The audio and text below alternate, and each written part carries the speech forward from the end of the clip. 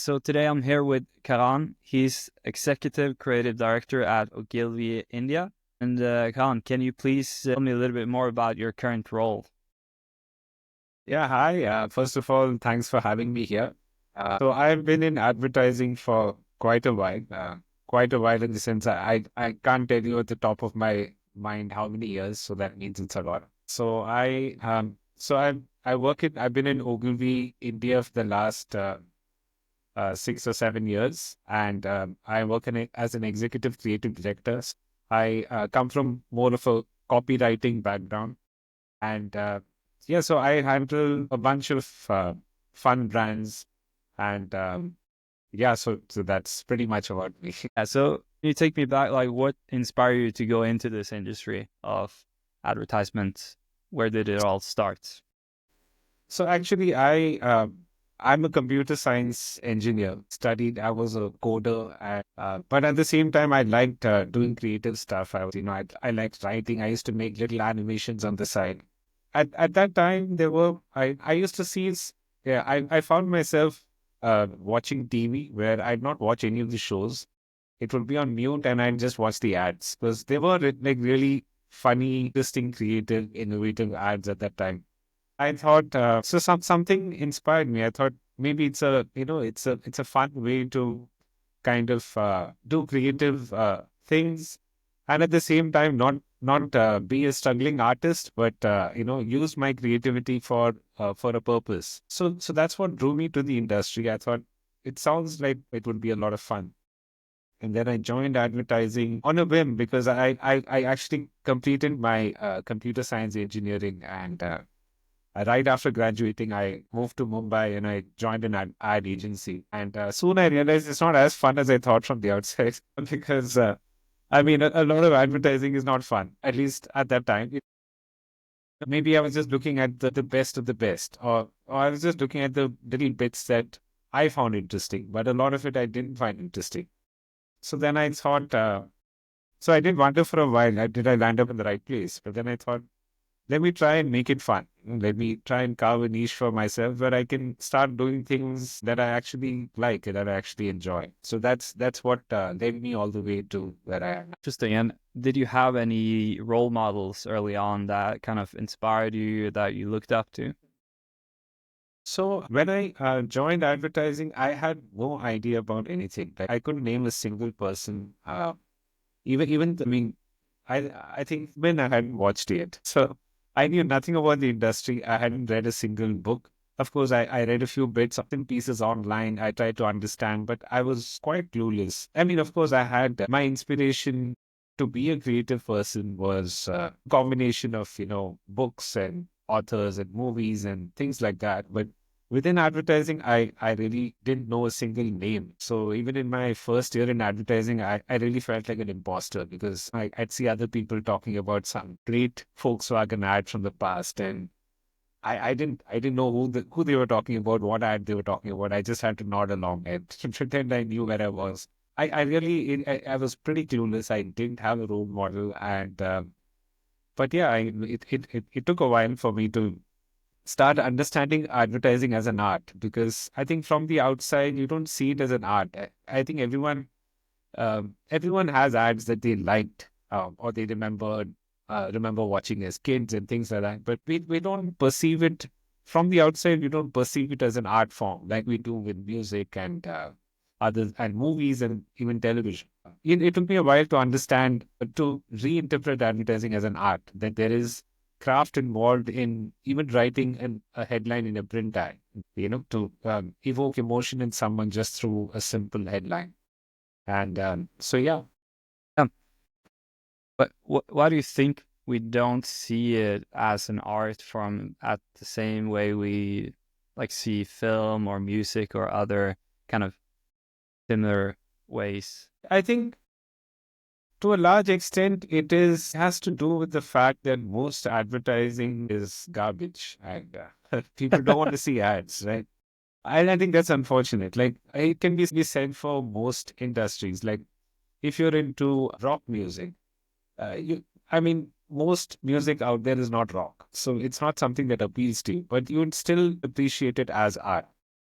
But with advertising, it just so happens that most of the stuff out there is doing its job. It's not that it doesn't work. Otherwise, clients wouldn't spend so much money making those ads. Mm. But there are very few ads that kind of break through, go beyond being functional to being to entering culture. I think anything that enters culture becomes art eventually. It doesn't Yeah. have to be high art. You can go to any part of the world and mention the names of Marvel superheroes, and people would know about it. It's entered culture now. Well, maybe 20, 30 years ago, it would be comic book geeks who knew about it, and now everyone knows about it. I think ads, it takes a lot more for an ad to become a part of culture. Mm. But I think it does happen. I mean, there are ads that get talked about that people know about. So Mm. and I think that's a great thing to aspire to create work that actually enters culture. Yeah, exactly. And you think, what kind of qualities do you think creative needs to have to be able to succeed in this industry? The advice that I'd give someone 5 years ago would be drastically different from what I'd give today, because I'm pretty certain that in 2 years, most Chat GPT is going to do most of it. Right. So it's just drastically different. But I think right now, what it would take for someone to succeed is to first of all have a unique creative voice in the first place. I don't think, like, maybe 10 years ago, it was enough for someone to just be able to be able to think creatively, for a designer to be able to make beautiful designs, for a writer to be able to write well. I don't think that's the entry level anymore. I don't think it means anything because ChatGPT can do that. I think what you need to be successful now is to develop a certain voice and to over time develop an instinct about human beings, about how to plant emotions in somebody. And that's a very difficult thing. Like most of the famous stand-up comedians we talk about today, they spend 10 years in underground clubs, just dishing out jokes, watching reactions. And it took all of that for them to actually start becoming, just start getting good at it, to understand how to plant emotions in people's minds. And I think it's the same with advertising. It does take a while, but you've got to have the passion to get there in the first place, to not think of it as something functional that clients clients want to make ads, and unfortunately that's how a lot of clients look at advertising, that we have this to say and that to say. Can a creative person come in and make it a little, add a little creativity to it to make it enjoyable, like it's a condiment? Mm. But it doesn't really work out like that. I think I find that to really be a good creative person and someone who perseveres and enjoys what they're doing, I think it needs to start in the opposite direction, where you develop a certain voice, you develop an instinct for what is going to evoke an emotion in somebody. How do you make someone cry in 30 seconds? How do you make someone laugh? I think that's the skill you need to develop. And then you can apply that to whatever problems land up on you. Yeah, exactly. And I see you're kind of a pioneer in AI film. I've seen you have done some different projects that are, let's say, before its time. Like personally, I haven't seen AI as ready to do a lot yet, but it's getting there. What's your perspective on AI in, for example, motion and film? What do you think is the limitations and abilities?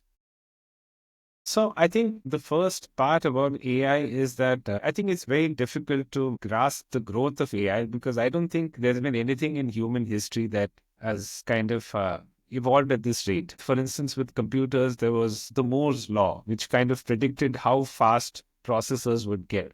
Computers would get twice as fast every 5 years, for instance, or something like that.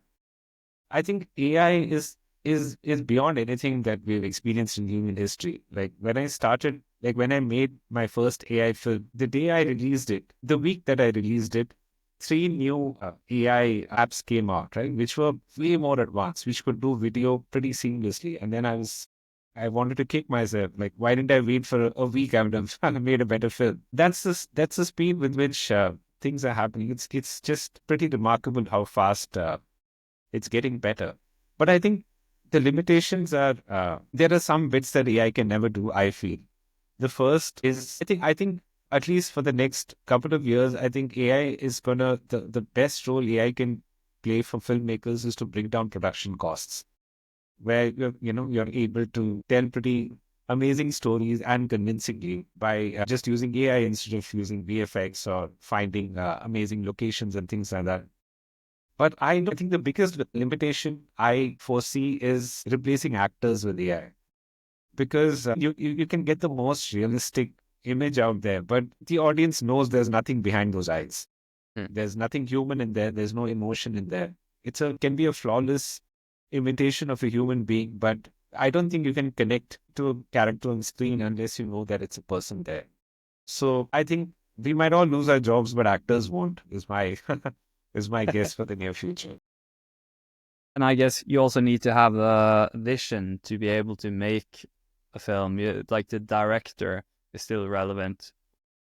What do you think about that? Like the director's role, or can that be replaced? So I think to some extent, I mean, I like to think of it as both with advertising and with filmmaking. Uh, there's some stuff which is pretty functional, like which is just about understanding the craft, understanding how it's done and how to execute, where you kind of have an end goal in mind. Like suppose I were to make a documentary on a subject, like a documentary on, let's say, a crisis in the Middle East. I think AI will pretty soon get to a place where it's able to write a script and figure out what shots and create those shots, right? Because you kind of know what you already have in mind, where you have the end goal in mind. But with creativity, where there's no end goal in mind, where you want to know what someone will bring to the table, that's where I think humans are always gonna win. You can ask. I think it's about this idea of the instinct that you have that you know what's going to connect with someone on a human level. That's the part that AI can't replace. So I think both for writers and directors, that's something that's absolutely irreplaceable. Like a lot of people who aren't in the creative who aren't in a creative fields kind of might not really understand the creative process or how it works. But I think to a large extent, someone who writes, they write to please themselves. Not someone who writes for a commercial project, but writes for fun, for instance. Right? They write to please themselves. They write because something sparked off a thought that got them excited or got them curious, and then they go down that rabbit hole, and by the end of it, they have a script. Likewise with the director, likewise with an artist. So it's really driven by emotion more than a goal. If it's goal driven, like I need to write a screenplay to as a sequel to this movie, or I need to I need to make a documentary on this subject. If it's goal driven, I think AI can do it. But if it is emotion driven, AI doesn't stand a chance. That's super interesting. And I think maybe in the early phase, what do you think about like MVPs or a proof of concept before you go into a production? Like, I think it can be very valuable there, for example. Absolutely, absolutely. And I already see that happening. I see directors, creatives, even my team does it. We find it easier to make presentations that it gets everybody on the same page. Mm. Stuff that would have taken maybe a couple of days to put together just to get the to explain your vision. Well, it just happens in seconds now.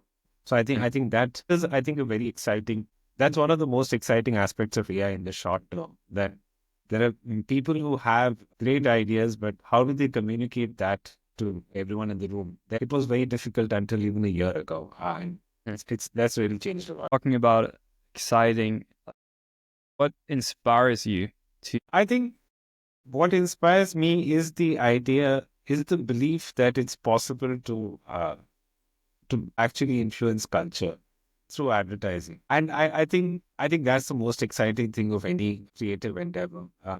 Like, of course, there are a lot of things that have a job to do or have a specific function, but the idea that the idea that you can put something out there and that kind of makes it in common parlance, or there are just people who in the middle of a conversation, they reference something that came straight out of your work, which you put out 5, 6 years back. I think that's pretty exciting to have that power. I think that's the best power that a creative person.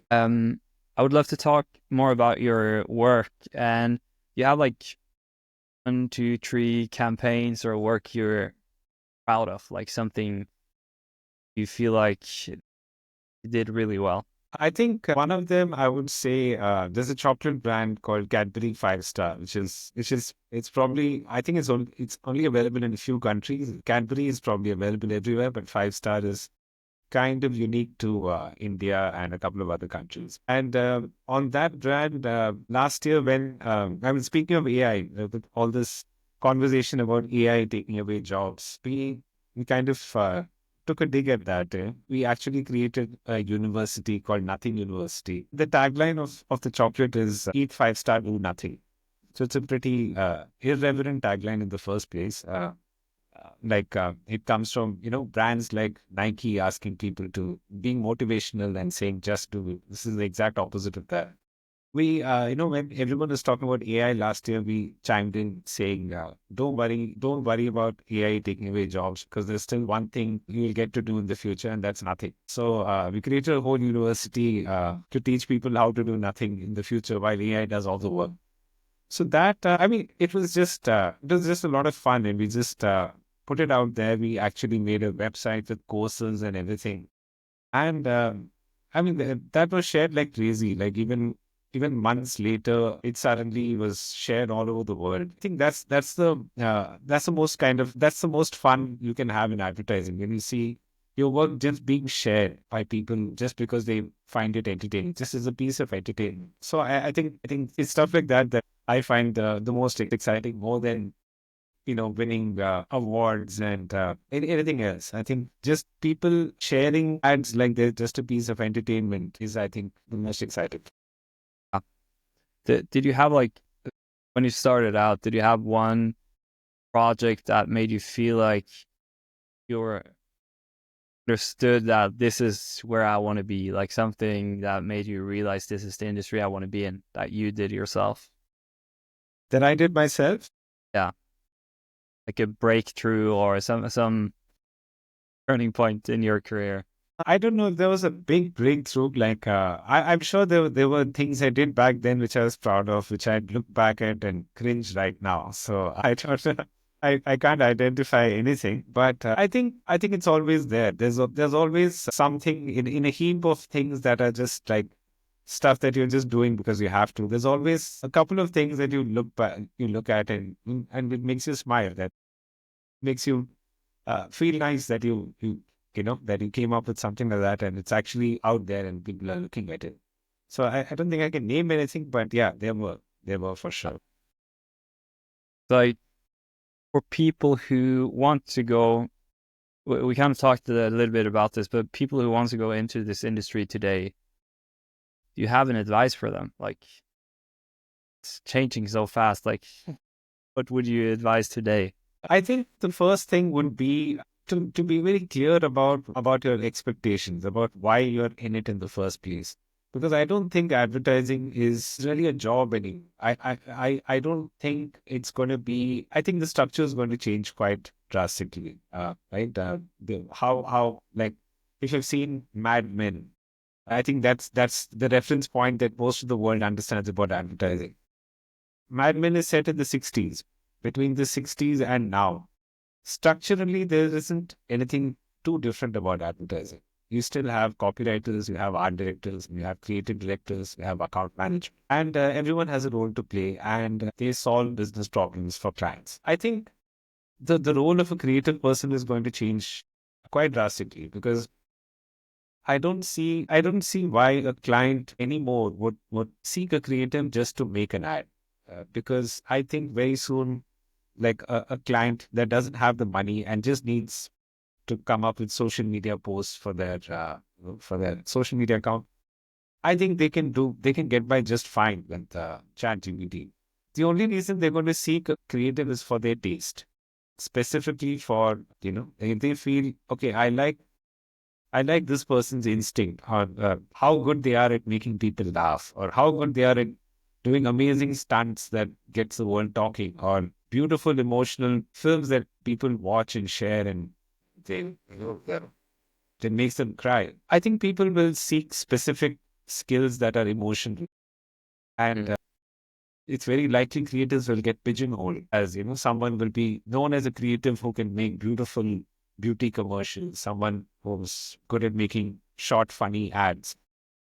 So I think someone starting the industry might as well start with that mindset of, I think personal brands are going to be pretty important, Mm. right? Like what is it that excites you about as a creative person? What is it that you want to bring to the world? How do you want to entertain and move people? And then you focus on that because that is going to be the thing of value that clients are going to see. It's Mm. not the fact that you know how to make ads because they Mm. don't need that anymore. Or the fact that I can make these kind of ads, these kind of ads, and these kind of ads. Fine. ChatGPT can do that too. Mm. So I would advise them to focus very clearly on what is the personal brand they want to build? What is the instinct that they already have which they want to sharpen and become the absolute experts at? Mm. Yeah, I think it's also might be challenging for like if everyone has access to these AI tools, then like you need to stand out at some point. And I also talked to a guy who works more on the like performing marketing side, like see insights on what performs. And he said like the one thing that works the best now is genuinity. Like you also mentioned that you need to see real people and not necessarily famous people, but actual people working in the companies or like there's actual people behind this. And yeah, I think like if AI gets too accessible, then you also see a lot of mediocre level, maybe. Yeah, I think it's not going to solve everything, but yeah. What do you think the future agency will look like? I think the future agency, if there are agencies, I don't know that for sure because a lot of the things that we see today, people couldn't have predicted. We couldn't have predicted that there are no, uh, for instance, the middlemen in running a taxi service. They don't exist anymore. Right? You press a button on your Uber app and a taxi shows up. In a way, an agency is the middleman, creatives and people who require access to creatives. So there's no guarantee that agencies will exist. But if they do, I think I suspect it's going to be an even more creative place in the sense it's going to be like, for instance, a record label manages a bunch of talent. They might have some hip hop artists, they might have pop stars, things like that. I think an agency might just end up becoming like that, where they go to clients and say, we have this person who you know about who has made these extremely successful viral campaigns. We have this person who really understands the automotive industry and has done amazing car commercials, right? And I think they will, rather than sell themselves as the record label doesn't need to sell itself, it'll sell its artists. They will sell creative people rather than services Mm. because that is the part that's still irreplaceable. And clients won't care whether those creative directors came up with the ads or they used AI to generate hundreds of ads and selected one. It's not going to make a difference. But they will care about that person Mm. because that person has skin in the game. I think that's the other part where AI can't compete with us. There's no skin in the game. Mm. For instance, let's take surgery, like surgery, for instance, like if you have a corrective eye surgery, uh, everything is done by lasers. There's the doctor's job is just to, it's just to do some tests, talk to you, comfort you, and then get you into that machine, and the machine does everything. And this has been around for probably more than 10 years. But if we're still not in a place where I'm going to look at an app and say, okay, there's a machine here, let me go and use it. I'm still going to look for the best eye doctor who I trust because there's just too much at stake, and that person has skin in the game. If that doctor screws up, he's going to lose his license. That's why I trust that doctor. Mm. Suppose that gets replaced by Chat GPT releases a surgeon AI, and the surgeon AI, makes me blind. All they need to do, is come out with an update and say this is surgeon AI 2.0. And we're sorry about that, but the new version won't make any mistakes. And that's it. Like they get away too easily. AIs can get away way too easily without skin in the game. humans can't. You can neither upskill at can neither improve at the speed of AI, nor can they bounce back from errors at the speed. So I think the same thing will happen with advertising, right? You will trust a creative person because they have a reputation to say. You won't be able to trust an AI in the same. The future agency you described with like being selling talent, for example, or selling creatives, made me think of Fiverr. And like Fiverr is kind of a platform like that, but my experience, it's hard to find good talent, like you're top notch. It's not maybe the place you go, but maybe you'll see other bigger agencies doing stuff like that maybe in the future. Who knows? Yeah. That's your biggest concern about the as a creative and the future and where it's evolving. I wouldn't call it a concern. I just think I'm pretty excited by everything because I think it's the best time actually to be a creative person because the stuff that you don't want to do, technology is going to take care of you, and you can just focus on developing that human instinct of just trying to figure out how to make someone feel something that you felt, and I think that's fantastic. I mean, the part that gets more complicated uh, is that how do you really reach people anymore? I think that's a challenge for the whole industry, right? Like when I was growing up, there were certain TV shows that everybody watched. All you had to do is put out an ad in the middle, in the ad break, and you've already reached half the population. I don't know how many people read newspapers or even watch TV anymore. So, I mean, I'm just curious to know how we're gonna reach people anymore. And for me, the only obvious solution is to stop thinking of it as a transaction. I think advertising has always looked at it as a sort of a zero-sum game. You're trading someone's attention for your message. You're going to customers and saying, "Give me 30 seconds of your time, and please listen to what I have to say. And you can go back to watching the show that I sponsor." I think we'll have to start playing it more like a positive sum game, where the ads that we put out bring so much value to someone's life that they want to share it voluntarily. And I don't think you will be able to force people anymore to watch ads. I think the only way to really make a successful ad would be to add value in some way, either as a piece of entertainment that is so amazing that people want to watch it over and over again, share it, or maybe as something that's actually helping them in their lives, which I think is both scary and a great thing because that that pushes us. That means we really have to push ourselves to do something clutter breaking every time, and the rest of it is not going to matter. It's just going to vanish into. It's interesting. I would also like to go into you as a leader. Like how is it going from like being the execution side to becoming more like executive creative director, leading teams, and not being that much maybe in details as you used to be earlier in your career? What's your perspective on creative leaderships? I think from what I've seen, there are various ways to do it. I've had bosses who have completely different ideas of leadership. But I think as a creative person, you can't stop being a creative person who's actually thinking, who's actually doing the creative work of cracking problems, coming up with ideas every single day.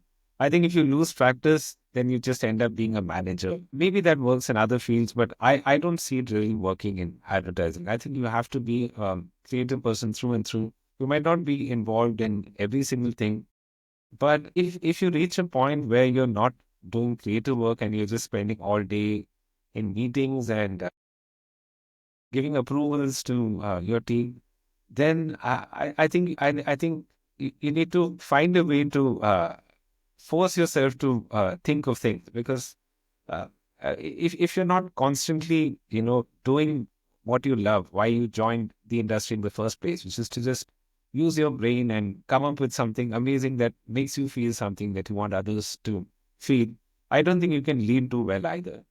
So I don't think a lot of people might not agree with that. They might say that a leader's job is to kind of step back, but I would say the opposite. I think even if you don't need to, you should.